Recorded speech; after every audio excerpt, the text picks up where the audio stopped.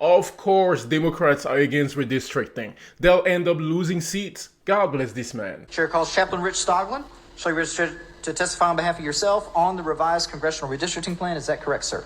I'm here to represent the Frederick Douglass Republicans of Tarrant County. Please give us your testimony, sir. My name is Chaplain Rich Stoglin. I'm a native Texan, currently residing in Arlington, Texas, and I'm the president of the Frederick Douglass Republicans of Tarrant County. The renowned economist Dr. Thomas Sowell stated, "One of the sad signs of our times is that we have demonized those who produce, subsidized those who refuse to produce, and canonized those who complain." Wow. While the founder of the Frederick Douglass Republicans of Tarrant County, the late Honorable Reby Carey, stated to black and brown Americans, "Be an informed, intelligent voter. Amen. Make your vote count. Remember, freedom isn't free. Someone has to pay the price."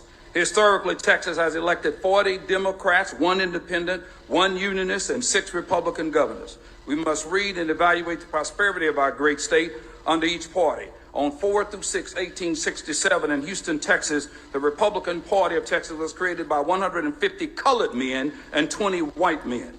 They did this in the name of justice then, and we're requesting redistricting in the name of justice now.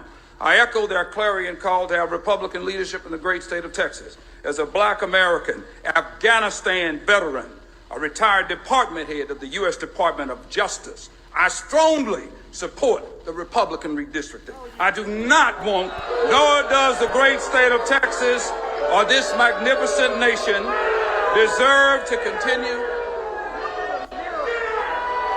Gentlemen will yield. The gentleman will be accorded the same respect Let that the man everyone speak. testifying receives. We will come to order. Everyone, regardless of your belief, Let the political man persuasion, speak. or He's age, cooking. or whoever you are an American, and you're entitled to be heard, and you will be heard in this committee. The audience will come to order. The gentleman is recognized to continue his testimony. I do not want the great state of Texas or this magnificent nation deserve to continue seeing systemic gang and street violence, a plummeting educational system, communities deteriorating, men and women's sports, etc., while Democrats sit quietly and fall to condemn or acknowledge the systemic moral decay, screaming systemic racism for anything that does not fit their narrative. These acts of evil must stop. We need Republican leadership for such a time as this. Republicans have a larger story. Echoing the words of the American icon, Mr. Frederick Douglass, "You will not be judged by the heights you have risen, but from the depths you have climbed." I am a Republican, a black dyed-in-the-wool Republican, and I never intend to belong to any other party but the party of freedom and progress, Frederick Douglass. We need and must have increased Republican leadership in the great state of Texas to remain great.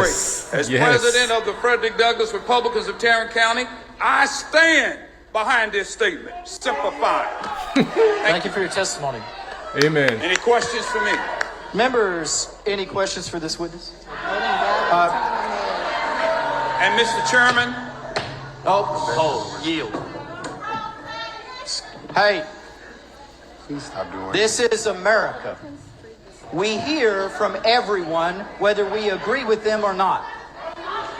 And the audience will come to order and extend the common courtesy of hearing every witness, regardless of their political persuasion. Now, with that basis, Mr. Manuel, for what purpose? To ask the gentleman a question. The gentleman yield for questions. Gentleman, Mr. Manuel's recognized question witness. You made a statement when you were speaking, and I just want to kind of get the understanding of it. So you don't think that redlining in communities throughout the nation had anything to do with the decay that happened with communities as they were rising and as they were trying to form? If you all could not, it would because we need to move. let me ask you a question, sir. The Democratic The gentleman will yield.